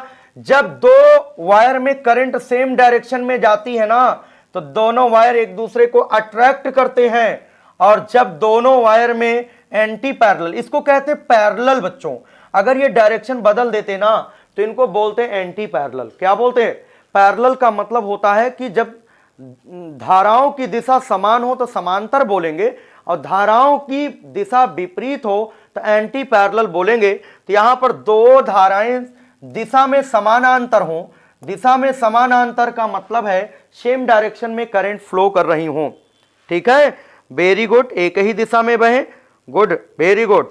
चलो बच्चों नेक्स्ट देखते हैं अगला सवाल। ये सब क्वेश्चन एग्जाम में आते रहते हैं, और कोई भी एग्जाम आप दें सभी एग्जाम में ये क्वेश्चन पूछे जाते हैं, ठीक है। चलो यहां पर क्वेश्चन देखते हैं, ये आपका कैलोरीमेट्री से है, प्रिंसिपल ऑफ कैलोरीमेट्री, पहला क्वेश्चन नोट कर लो। Principle of calorimetry is based on law of conservation of energy, कैलोरीमिति का सिद्धांत ऊर्जा संरक्षण के सिद्धांत पे है। और यहां पर बच्चों एक द्रव को दूसरे द्रव में मिक्स किया गया है। सवाल को पढ़िएगा, दो द्रव हैं, टू लिक्विड्स हैं। देखिए दो द्रव ए और बी, ए का टेम्परेचर है 32 डिग्री सेंटीग्रेड, दूसरे का 24 डिग्री सेंटीग्रेड पर होते हैं। टू लिक्विड्स हैं, उनके टेम्परेचर गिवन है। जब दोनों को समान द्रव्यमान में मिला दिया जाता, मतलब दोनों लिक्विड की समान मात्राएं एक दूसरे में मिक्स की जाती हैं, मतलब M1, पहले लिक्विड का जो मास है M1 वही दूसरे लिक्विड का मास है M2, M1 बराबर M2, ठीक है। दो द्रव हैं, दोनों के टेम्परेचर गिवन है, दोनों के तापमान दिए गए हैं, दोनों के समान द्रव्यमान मिलाए जाते हैं, same amount, it means to say that M1 बराबर M2। और मिश्रण का जब उनको मिलाया जाता ना तो मिक्सचर का टेम्परेचर, मिश्रण का टेम्परेचर 28 डिग्री सेंटीग्रेड हो जाता है। तो उनकी विशिष्ट उष्माओं का, विशिष्ट गर्मी का अनुपात, विशिष्ट गर्मी विशिष्ट उष्माओं का अनुपात बताना है, S1/S2 कैलकुलेट करना है। पहले द्रव की विशिष्ट उष्मा मान लो S1, दूसरे द्रव की विशिष्ट उष्मा मान लो S2, तो आपको S1/S2 का मान ज्ञात करना है। क्लियर है सभी लोगों को। तो प्यारे बच्चों जब दो लिक्विड को मिक्स किया जाता है, इधर देखो थोड़ा सा हमारी बात को समझना आप लोग,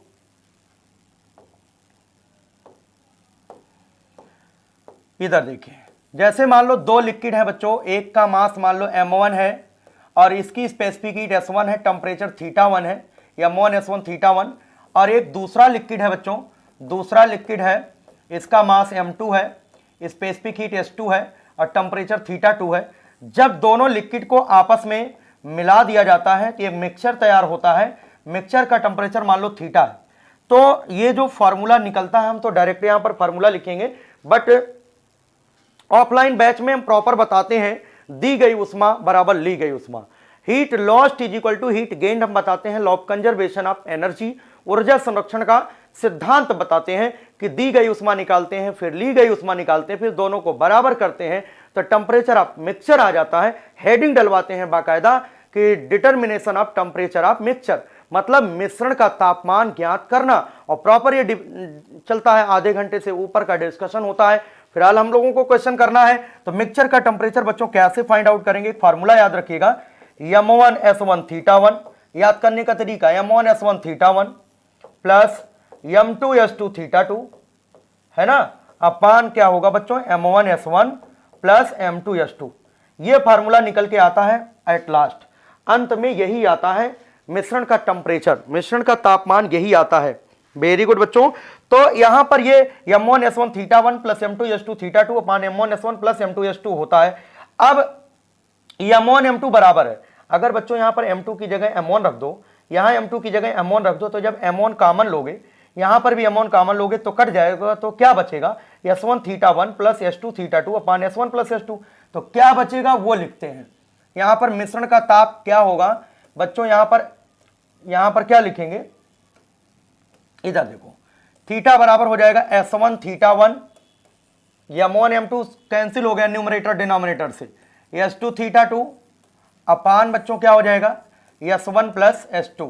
अब एक एक पॉइंट समझना, यहां पर मिक्सचर का टेम्परेचर कितना है 28 डिग्री सेंटीग्रेड यहां रखो, S1 पता ही नहीं, थीटा 1 कितना है बच्चों, पहले लिक्विड का टेम्परेचर कितना 32 डिग्री सेंटीग्रेड प्लस S2 मालूम नहीं है, थीटा 2 कितना है 24 डिग्री सेंटीग्रेड अपान क्या हो जाएगा बच्चों S1 प्लस S2 हो जाएगा। ठीक है, अब क्रॉस मल्टीप्लाई कर दो तो 28 S1 प्लस 28 S2 बराबर 32 S1 प्लस 24 S2।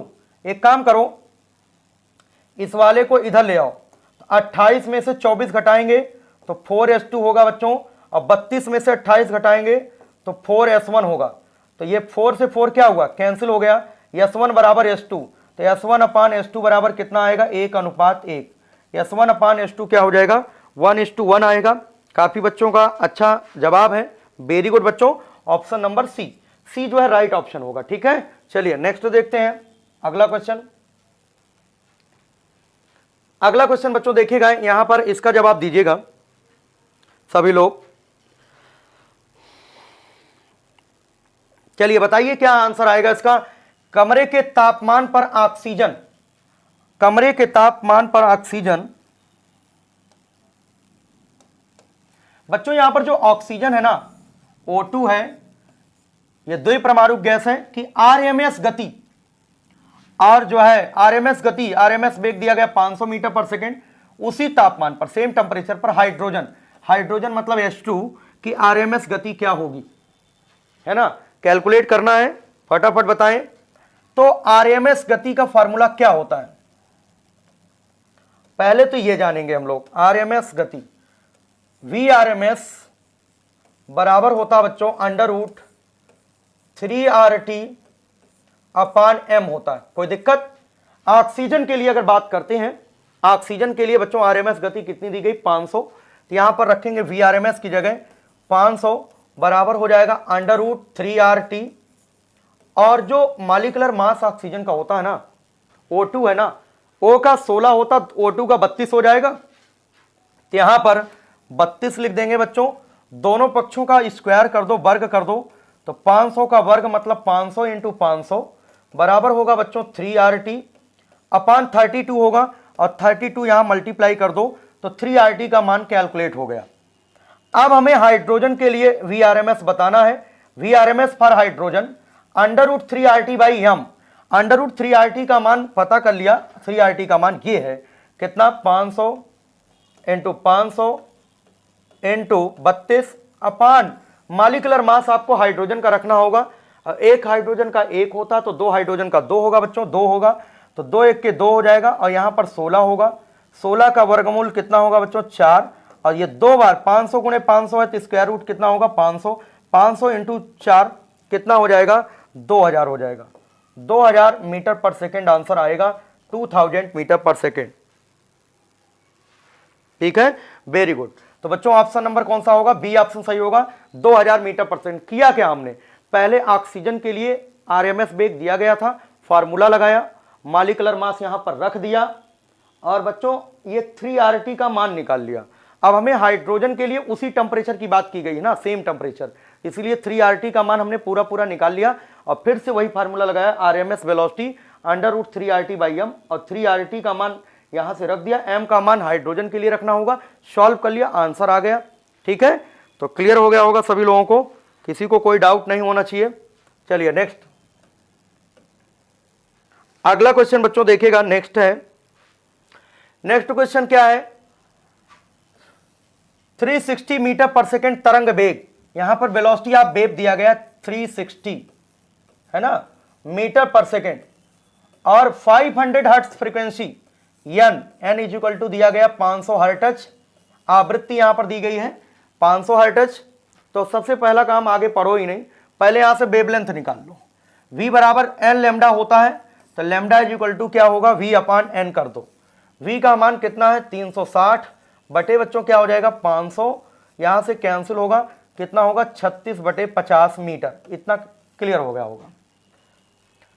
तरंग पर फेज में 60 डिग्री द्वारा, इसका मतलब कलांतर दिया गया, फेज डिफरेंस लिखा, differing in phase by 60 degree, मतलब एक कलांतर दिया गया है। क्या दिया गया है? कलांतर। तो बच्चों ये डेल्टा फाई होता है, ठीक है, कलांतर गिवन है। और द्वारा अलग अलग दो बिंदुओं के बीच की दूरी, मतलब बच्चों पथांतर, आपको डेल्टा एक्स कैलकुलेट करना है। कलांतर दिया गया सवाल में, आपको पाथ डिफरेंस पता करना है। तो क्या करेंगे, यहां पर क्या करेंगे बच्चों, देखिएगा, कलांतर बराबर होता है डेल्टा फाई, बराबर होता है बच्चों 2 pi upon lambda into path difference delta x. दो बिंदुओं के बीच के डिस्टेंस बताने का मतलब यह है कि आपको पाथ डिफरेंस कैलकुलेट करना, पथांतर आपको ज्ञात करना है।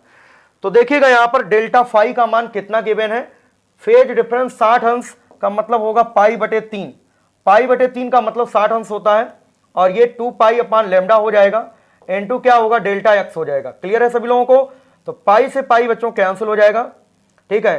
तो यहां से क्या आएगा, लेमडा बाई 6, ये लेमडा होगा बाई 6, तो ये हो जाएगा डेल्टा एक्स बराबर होगा लेमडा बाई 6, लेमडा बाई 6 होगा बच्चों।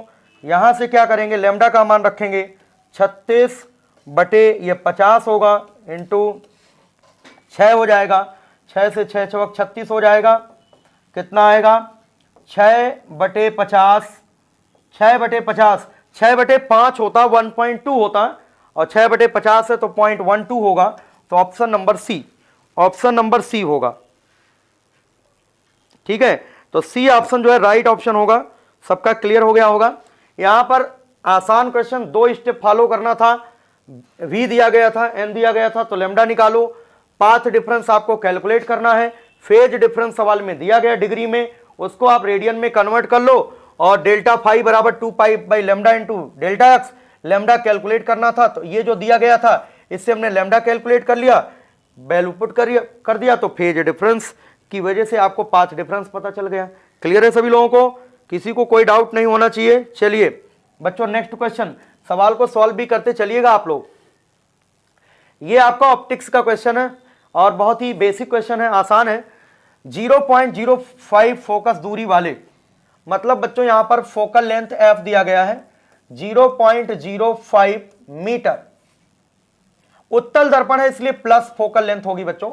अगर कॉनकेव होता ना, कॉनकेव मिरर, तो माइनस में हो जाती। यहां पर कॉन्वेक्स मिरर है, उत्तल दर्पण से 0.1 मीटर की दूरी पर, और जितनी दूरी पर कोई ऑब्जेक्ट रखा गया होता ना, तो वह u होता बच्चों, और u कितना है 0.1 मीटर। तो यहां पर बच्चों माइनस का होगा, क्योंकि ठीक सामने ही रखा गया है, तो u का मान हमेशा माइनस में ही लिया जाता है। 1 सेंटीमीटर ऊंची सुई, मतलब ऑब्जेक्ट की लंबाई गिवन है 1 सेंटीमीटर, ऑब्जेक्ट की लंबाई 1 सेंटीमीटर गिवन है, और इमेज की साइज आपको बताना है, प्रतिबिंब का आकार आपको फाइंड आउट करना है। तो बच्चों एक चीज आपको मालूम है, m बराबर I अपान O होता है। लीनियर मैग्निफिकेशन क्या होता है, रेखीय आवर्धन, प्रतिबिंब की लंबाई तथा वस्तु की लंबाई का अनुपात रेखीय आवर्धन होता है। तो m बराबर I अपान O हो जाएगा, इमेज की लेंथ अपान ऑब्जेक्ट की लेंथ होगा, और यही बच्चों होता है f अपान f माइनस u होता है, ठीक है।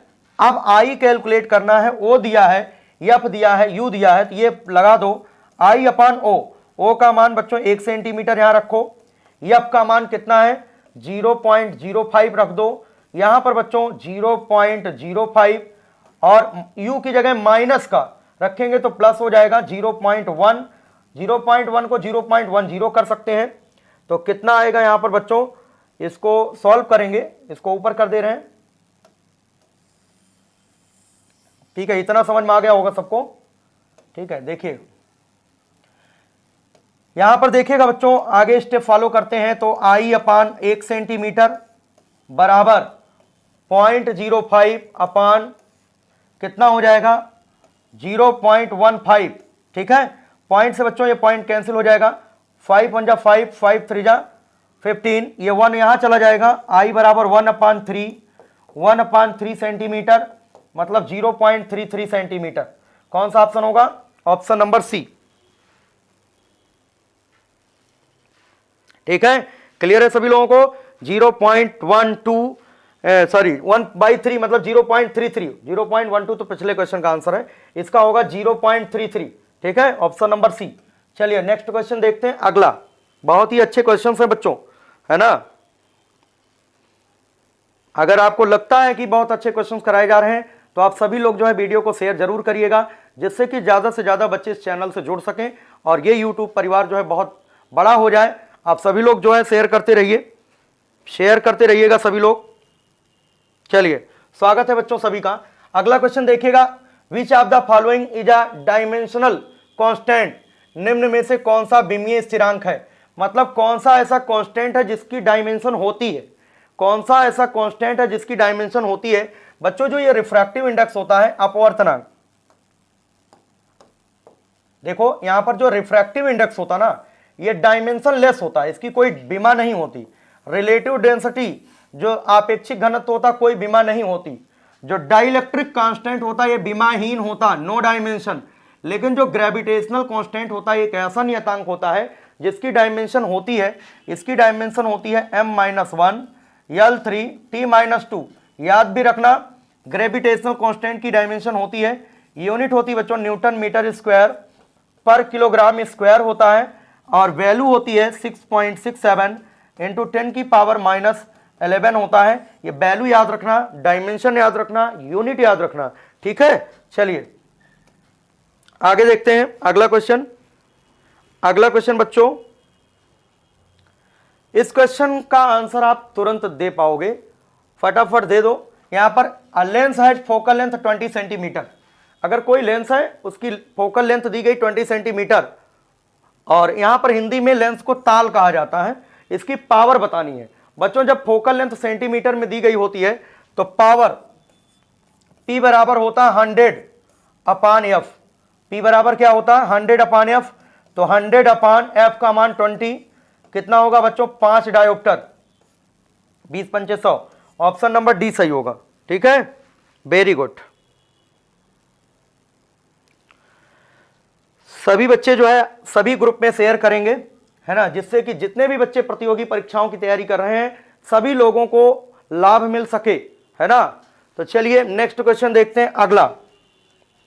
अगला क्वेश्चन है बच्चों, देखिएगा यहां पर, ये तो सभी को पता होगा, फिलहाल देखते हैं कौन जवाब देता है। पहले यहां पर बच्चों एक 2 किलोग्राम का वस्तु है, दूसरा 4 किलोग्राम का वस्तु है। एक ही छत से मतलब समान ऊंचाई से, एक ही ऊंचाई से साथ साथ गिराया गया। जमीन तक पहुंचने में दोनों द्वारा व्यतीत समय का अनुपात क्या होगा।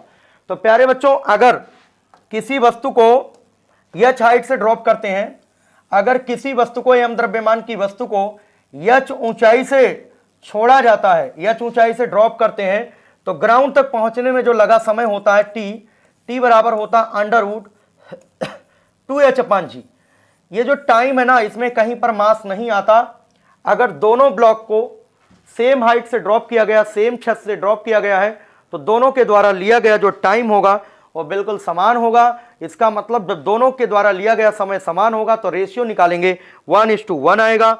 ऑप्शन नंबर डी होगा। बहुत सारे बच्चों ने बिल्कुल सही जवाब दे दिया, वेरी गुड बच्चों, ऑप्शन नंबर डी। अगला क्वेश्चन देखते हैं बच्चों। नेक्स्ट बेसिक क्वेश्चन है। देखो बच्चों बल सदिश राशि होती है, ठीक है। बल कैसी राशि है, सदिश राशि है, और बल का जो सूत्र होता है यह बराबर ma होता है, पता है, ठीक है। यूनिट होती किलोग्राम मीटर पर सेकेंड स्क्वायर होगी, उसी को न्यूटन कहते हैं। और बल का जो सीजीएस मात्रक होता है बच्चों डाइन होता है, और एक न्यूटन में 10⁵ डाइन होता है, ठीक है। और अगर एक डाइन पूछा जाए, एक डाइन में 10⁻⁵ न्यूटन हो जाएगा। एक डाइन में 10⁻⁵ न्यूटन होगा, जल्दी बताएं फटाफट जल्दी से। एक न्यूटन में 10⁵ डाइन होता तो एक डाइन में कितने न्यूटन होगा 10⁻⁵ न्यूटन, 10⁻⁵ न्यूटन बच्चों, ये ऑप्शन होगा। एक डाइन बल किसके बराबर है, अगर एक न्यूटन में 10⁵ डाइन है। गलती हो जाती है, बहुत छोटा सवाल है, लेकिन बहुत सारे बच्चों से 90% बच्चे गलती कर देते हैं, क्योंकि उनको रटा होता 10⁵, और दिमाग नहीं लगाते कि एक न्यूटन में 10⁵ डाइन होता है, और डाइन बल का सीजीएस मात्रक है। तो डाइन में कितने न्यूटन होगा 10⁻⁵ न्यूटन हो जाएगा। ऑप्शन नंबर डी होगा बच्चों, ठीक है। चलिए आगे बढ़ते हैं। ये भी बढ़िया क्वेश्चन है।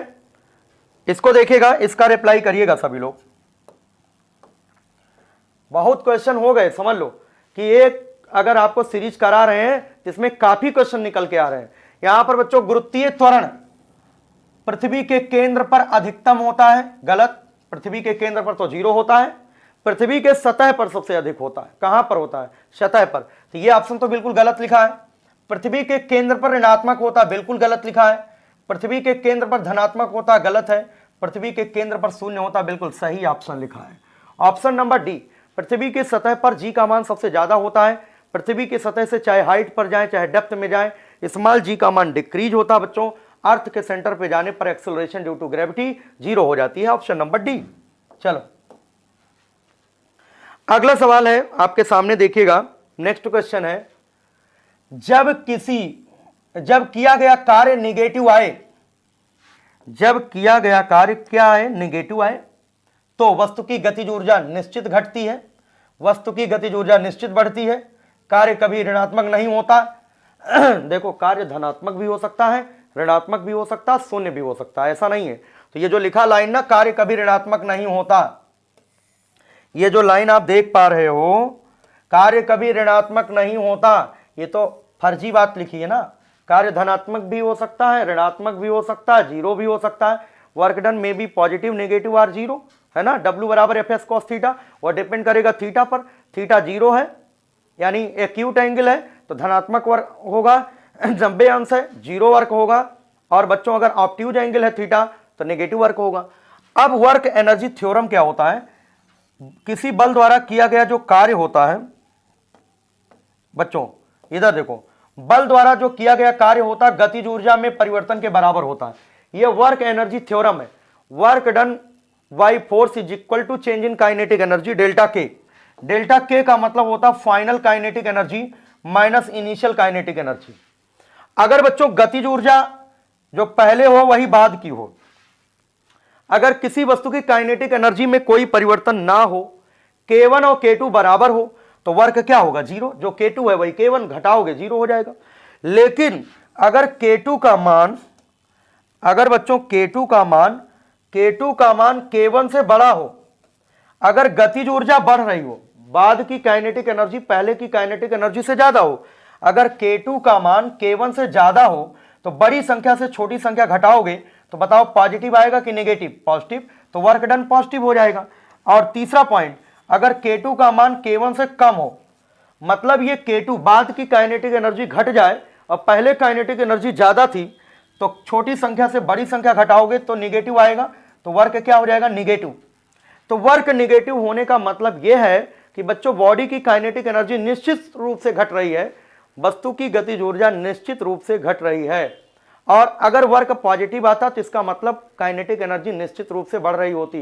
तो प्यारे बच्चों, कैसा लगा आज का सेशन? कैसे क्वेश्चंस हैं ये जरूर आप लोग जो है कमेंट के माध्यम से बताइएगा। और साथ ही साथ हम तभी मानेंगे आपको आनंद आया है आज की क्लास में, आज के क्वेश्चंस आपको तभी अच्छे लगे हैं जब जो है आप सभी लोग शेयर करेंगे। जब ज़्यादा से ज़्यादा शेयर करेंगे, ज़्यादा से ज़्यादा विद्यार्थी जुड़ते जाएंगे, तो एक हमें भी मोटिवेशन मिलता जाएगा। तो प्यारे बच्चों, कैसा लगा जरूर बताइएगा, है ना। और मैं प्रयास करूंगा कि आप लोगों को एग्जाम तक इसी तरीके से जो विभिन्न प्रतियोगी परीक्षाओं में पूछे गए क्वेश्चंस हैं वो आपको करा दिए जाएं। तो प्यारे बच्चों, बहुत बहुत स्वागत है आप सभी का। और जितने भी विद्यार्थी जुड़े हैं हमसे, ठीक है, बड़े विश्वास के साथ जुड़े हैं, तो प्यारे बच्चों जब भी हम सेशन आपके लिए लाएंगे तो उसमें जो है बहुत ही अच्छे क्वेश्चंस कराए जाएंगे। बिल्कुल एग्जाम ओरिएंटेड कंटेंट आपको दिया जाएगा, कोई भी फर्जी कंटेंट नहीं दिया जाएगा। इस टाइम बच्चों आपकी ज़िंदगी का सवाल है, आपको जो भी पढ़ाया जाएगा तो बिल्कुल रियलिटी पढ़ाया जाएगा। सतयुग की पढ़ाई कराई जाएगी, कलयुग की कोई पढ़ाई नहीं कराई जाएगी। और आप सभी जानते हैं कि तिवारी सर जो भी पढ़ाते हैं वो सब सतयुग की पढ़ाई पढ़ाते हैं, कोई भी कलयुग की नहीं। हो सकता है आपको एक क्वेश्चन ना समझ में आया, हो सकता 2 ना आया हो, कोई दिक्कत की बात नहीं। लेकिन बच्चों मैंने रियलिटी पढ़ाया है, वो क्वेश्चन आपके सामने हमने रिप्रेजेंट किया है जो प्रतियोगी परीक्षाओं में आते रहते हैं। हमने ऐसे क्वेश्चंस नहीं रखे हैं कि जो जल्दी से आप कर लो, कोई मतलब ना निकले। तो इतने क्वेश्चन जो थे, हमें लगता है 25 क्वेश्चंस में से आप लोगों को 50 क्वेश्चंस तो क्लियर रहे होंगे। ये उम्मीद है कि आप लोगों ने अच्छे से पढ़ाई की होगी।